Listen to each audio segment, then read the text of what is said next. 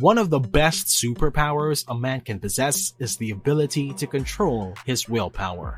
You won't ever need motivation if you utilize your willpower to discipline yourself. Think about this. Why would you need motivation if you fall in love with doing something repeatedly? So, how do you even start to discipline someone? How can you most effectively strengthen your willpower? Change how you view yourself is the first way we will start. There is a phrase that says, you think right whether you think you can or cannot. Take seed retention, or any addiction for that matter, as an example. If you think you have an addiction, you will inevitably relapse.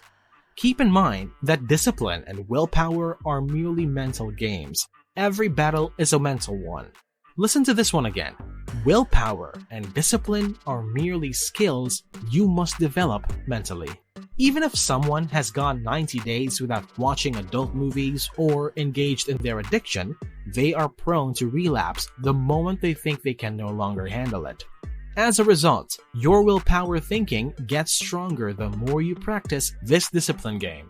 However, even if you have been free from your addiction for 2 or 3 years, you can still change it at any time. However, you will actually lose it as soon as you think you have.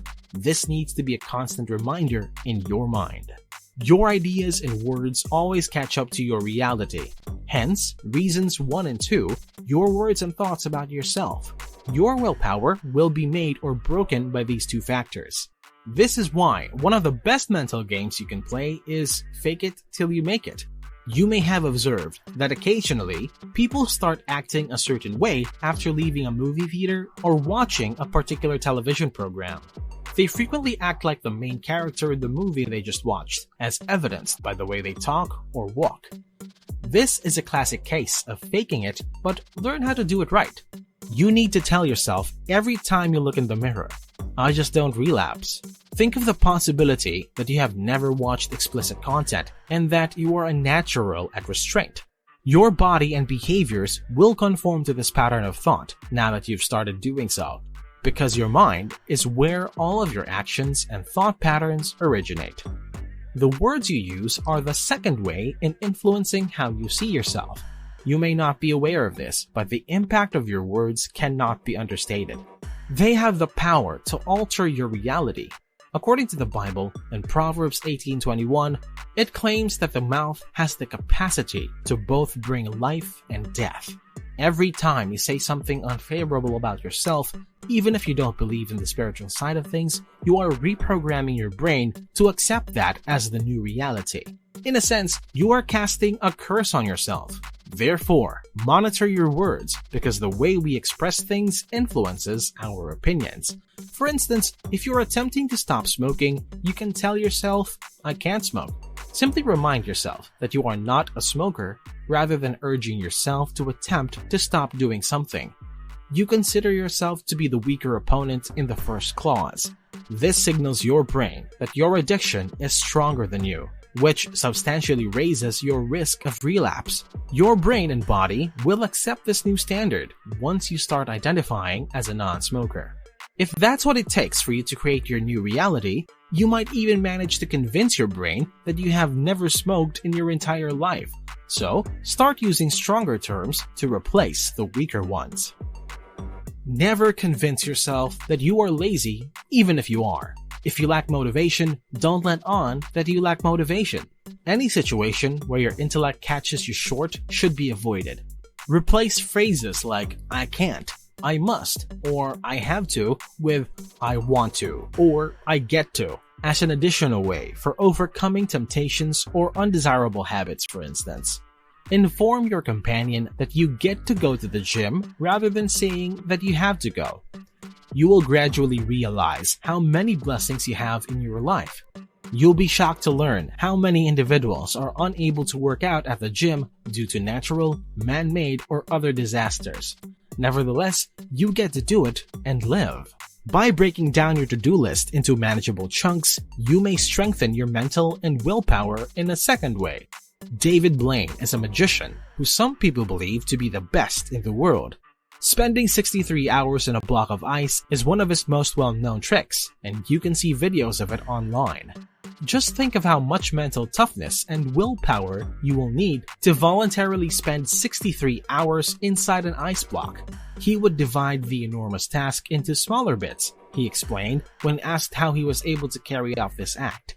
David Blaine would break a task down into its component hours rather than trying to think about how long it would take in its entirety, telling himself, "Okay, I just need to spend the next hour and that'll be it." He used to transmit the identical message to his brain every hour, and it was effective for him. Therefore, despite the fact that you may think it to be impossible, controlling your thoughts is actually very easy. Just make sure your brain receives the proper signals. Imagine that your brain is a child. Although it occasionally displays stubbornness, you must train it. You must instruct your brain to perform a task 3 times, once, twice, and once more. Do this again until those mental habits are accepted as the usual. Therefore, when a task seems too difficult and you think, "Oh, I am too tired to read this book," or "Oh, I just can't work out," remember that your brain is being defiant like a young child. It's a way to gently and subtly give your brain the appropriate instructions at this moment. Just drive to the gym or tell yourself, "Okay, let me read the first 10 verses of this book, and if I don't feel like it, I'll come back." And most of the time, you'll wind up finishing the work once you're inside the gym and the book is opened in front of you. Now, let's try approach number 3. Have faith. Even when your motivation is flagging, you can complete the task when you're feeling confident. For instance, if I give you a week to lose 35 pounds, are you more likely to lose weight? Or if the weight loss goal was merely a half pound in a week, your high levels of confidence are all you need to complete the task when it appears doable. So make sure your goals are attainable and practical. Who wins in the long term if you think of it this way? The man who quits after 1 week of promising to lose 30 pounds in 2? Or the man who makes a realistic plan to drop 5 pounds in 2 weeks and follows through with it? Change the way you think your willpower with method number 4. Do you think that you have boundless or finite willpower? Some guys think of their willpower as a day-long laptop battery that needs to be recharged. If you view it that way, it makes sense why your productivity declines with time. Your body is not a computer. You are not powered by a battery. Despite the fact that you could get fatigued throughout the day, you have much more willpower than you think you do.